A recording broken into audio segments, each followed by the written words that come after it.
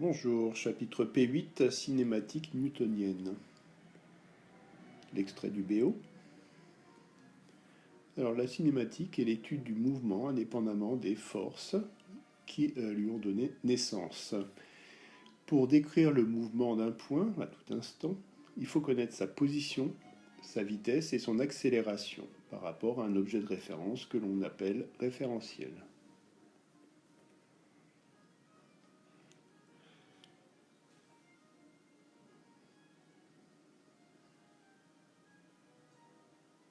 Alors, référentiel. Le référentiel, c'est l'objet de référence par rapport auquel on étudie le mouvement d'un point, d'un système mécanique, etc.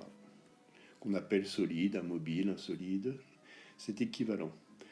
Il est muni d'un repère d'espace et de temps. Exemple de référentiel, le référentiel terrestre. L'objet de référence est la Terre et le repère qui lui est lié à la surface de la Terre, l'origine de ce repère. Le référentiel géocentrique, l'objet de référence est toujours la Terre, sauf que ici, l'origine du repère est liée au centre d'inertie de la Terre et n'est pas entraînée par la rotation de celle-ci. Le repère est héliocentrique, le référentiel est héliocentrique, l'objet de référence est le Soleil. Et les axes du repère pointent vers 3 étoiles supposées fixées lointaines. Alors, description du mouvement d'un point ou d'un solide. Alors, vecteur position.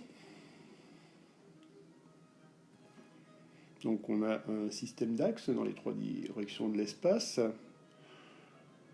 Le repère orthonormé OIJK, RON. Le point M, la trajectoire du point M, et la projection dans le plan X, OY et sur l'axe OZ. Donc en fait, ces 3 projections vont me donner les 3 coordonnées X, Y et Z qui vont dépendre du temps. X de t, Y de t et Z de t sont appelées les équations horaires du mouvement du point M. Donc en fait, donne la position du point M à chaque instant. Alors, vecteur vitesse. Il caractérise le vecteur variation de position au cours du temps. La vitesse instantanée, à l'instant ti, est égale à la vitesse moyenne calculée sur un tout petit intervalle de temps encadrant la date ti. Alors, vectoriellement, on a le vecteur vitesse à la date ti qui est égal au vecteur déplacement mi-1, mi plus 1 sur la durée ti plus 1 moins ti moins 1 que je note delta t désormais. On applique la relation de Schall, donc mi moins 1, mi plus 1 peut s'écrire comme ceci en introduisant O, l'origine du repère, et là on a le delta OM qui est le vecteur variation de position.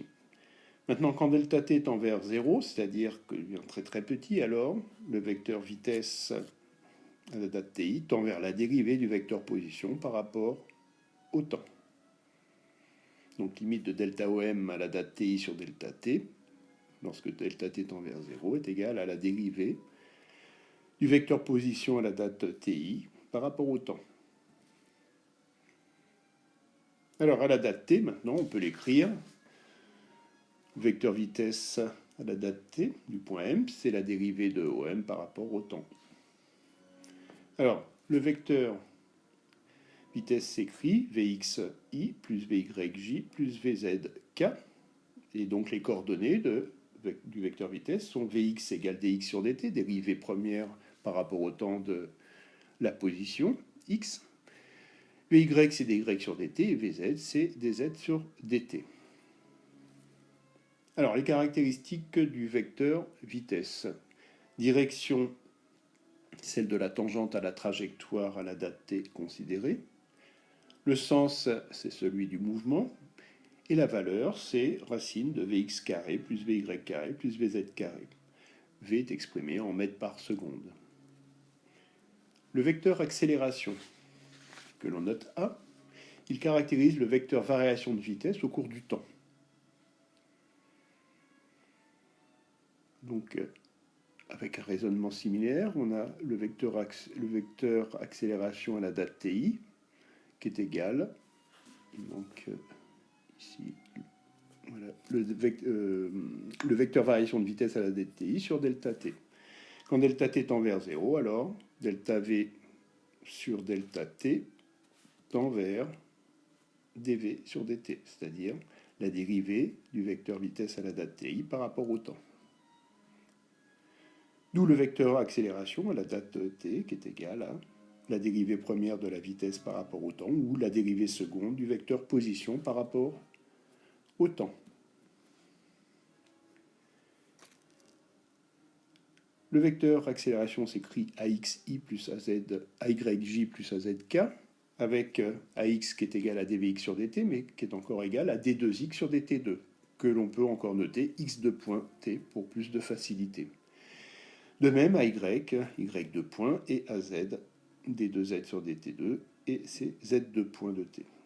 Alors les caractéristiques du vecteur accélération, direction celle de delta v, donc du vecteur variation de vitesse, le sens celui de delta v, et la valeur, c'est racine de ax carré plus ay carré plus az carré, les unités mètres par seconde carré.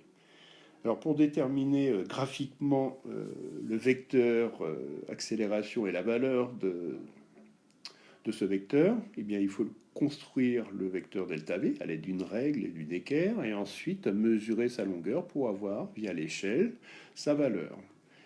A est alors égal à delta v sur delta t, surtout lorsque l'on travaillera en TP. Vecteur quantité de mouvement que l'on a déjà vu. Donc le vecteur quantité de mouvement que l'on note P d'un point est égal au produit de sa masse par son vecteur vitesse. Donc P et V ont même direction et même sens car la masse est positive. L'unité, c'est le kilogramme mètre par seconde.